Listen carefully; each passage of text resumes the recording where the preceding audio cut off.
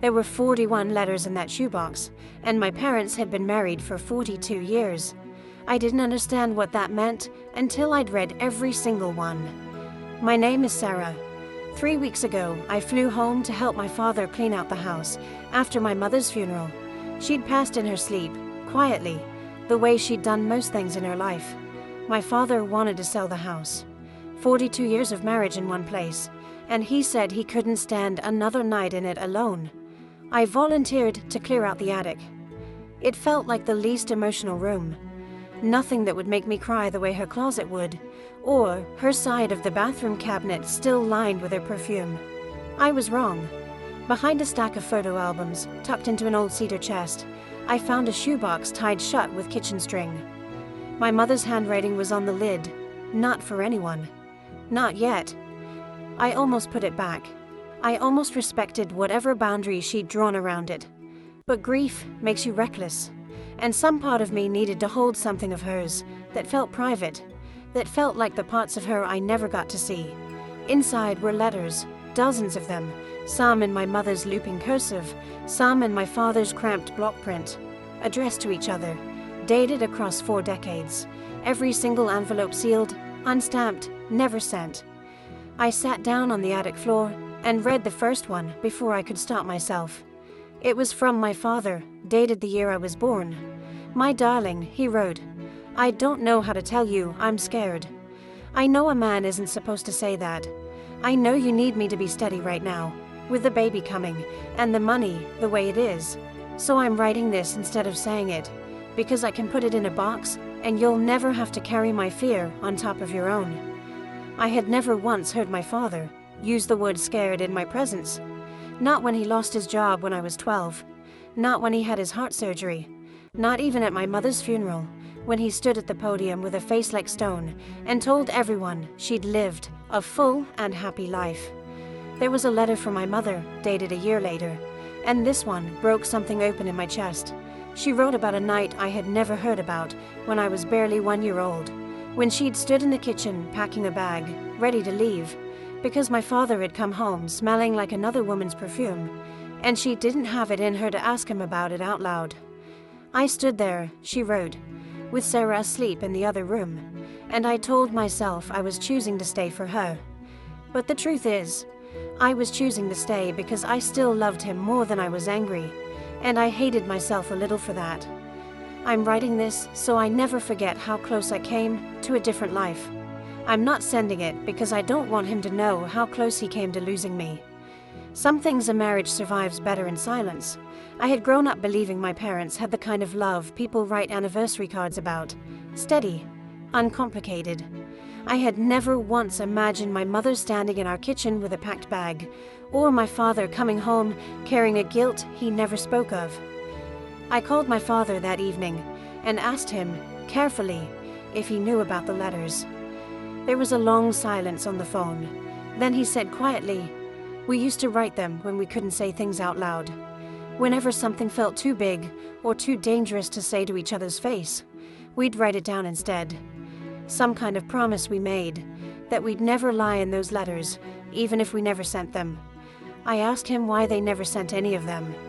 He said, because saying it out loud meant we had to deal with it right then, when we were too raw or too angry or too scared.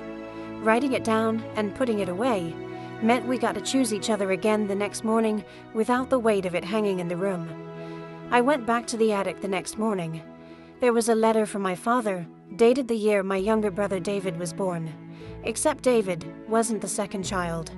There had been a pregnancy before him, one I never knew about, one that ended at 5 months, a loss my mother carried alone for weeks before she found the words to write it down instead of speaking it.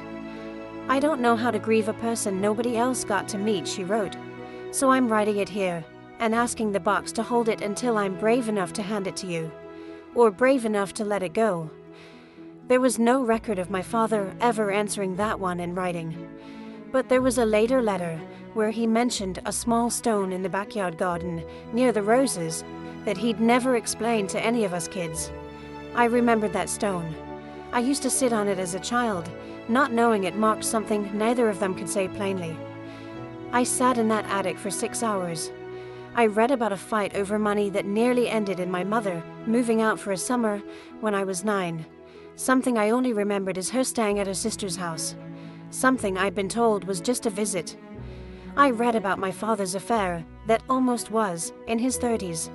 A woman at his office he never touched, but wrote about wanting to. And the shame that followed him for years. Shame he worked out entirely on paper because he couldn't survive saying it to my mother's face.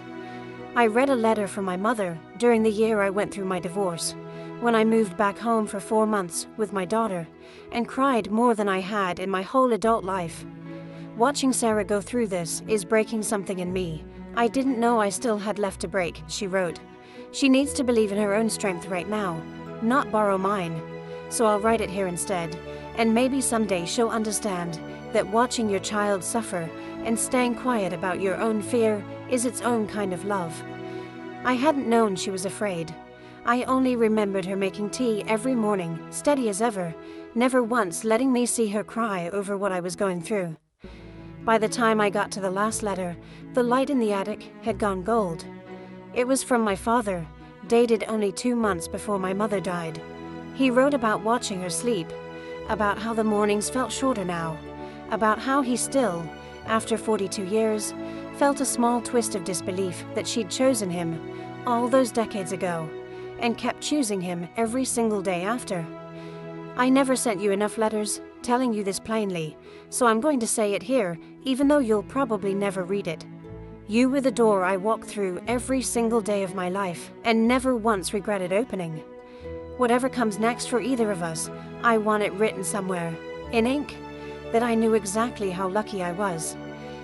I don't know if she ever found that particular letter, tucked away somewhere she thought I'd never look, but I know now that the marriage I grew up watching wasn't the uncomplicated, easy thing I always assumed it was. It was built out of fights nearly walked away from, grief nearly unspoken, temptation nearly given into, and 41 letters that held all the things they loved each other too much to say out loud in the moment.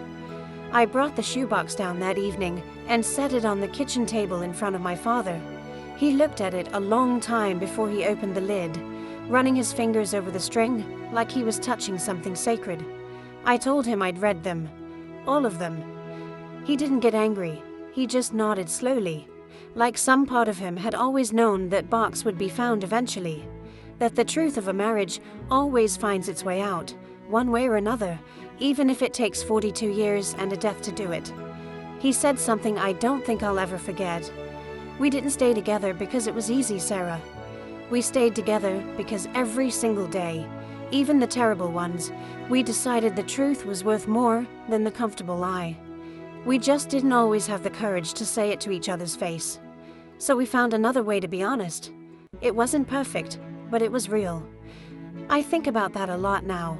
I always measured my parents' love by how calm it looked from the outside, how little conflict I ever witnessed.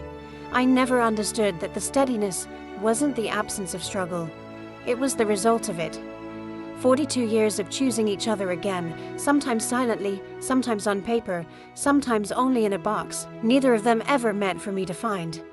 I kept 3 of the letters for myself. I gave the rest back to my father, and he keeps them in a drawer by his bed now, next to a photo of her. He told me last week that he started writing his own letters again, to her, even though she's gone.